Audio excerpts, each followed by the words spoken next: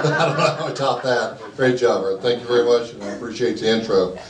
I also have the honor this evening recognizing some of my other team members in the city that have been kind enough to join us here this evening.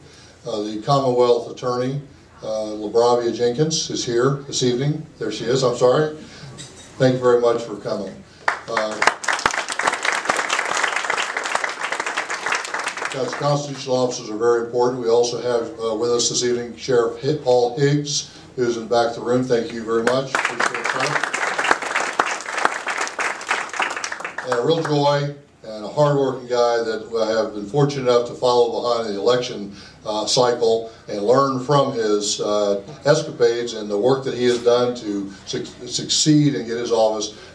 Jeff Small, Clerk of Court. Thank you. We have what I call the top four, and those are job creation, economic development, investment in the public education, investment in our historic downtown and riverfront, the court project, which has an opportunity still today for us to still get that right. In order to do these, we have to address the challenges that fiscal responsibility and spending restraint require. We must support the small and existing businesses that have supported our city for many, many years.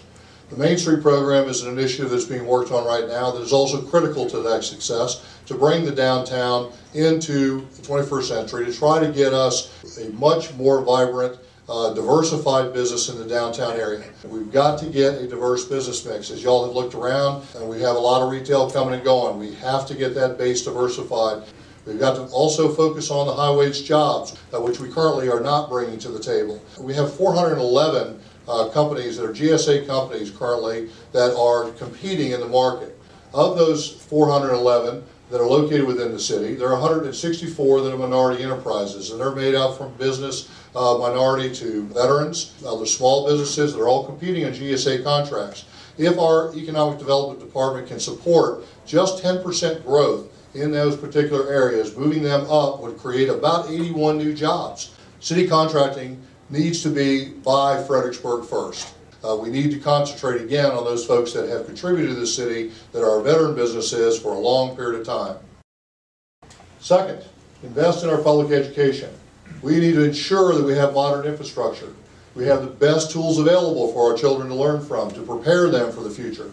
$10 million is currently slated for that work and renovation, where we house a lot of the Head Start programs presently that are very, very important to our city.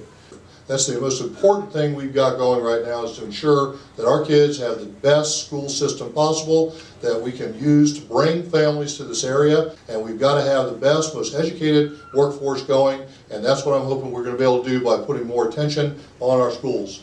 We need to improve the teacher-student ratio. We need to hold that down. Supporting our libraries, very, very important. There's our knowledge base. That's where folks go, whether they are seeking job improvement, seeking to improve themselves, or just trying to do their job and find the most advanced information possible and communicate with the rest of the world if they don't have that capability. Next one is investment in the historic downtown and riverfront. I hear it all the time. We're going around. Everybody knows that we've got the best thing going for us. We've got a historic landmark downtown.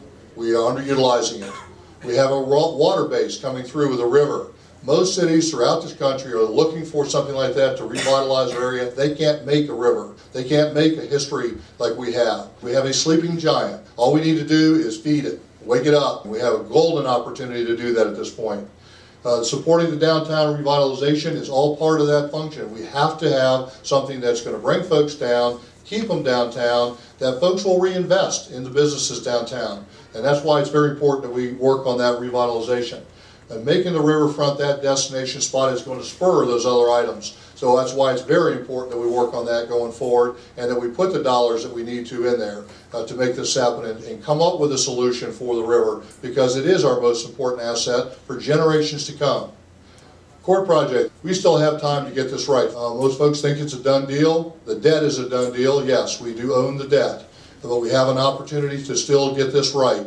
As you've read in the paper, there are a lot of conflicting concerns with the fact that most of this was pushed through fairly quickly. And with it, the original goals, which were not achieved, was a 100-year solution that was touted over and over again, that this was going to be a consolidated court system. that it was also going to have a downtown parking solution. All of those things that were supposed to have happened did not happen.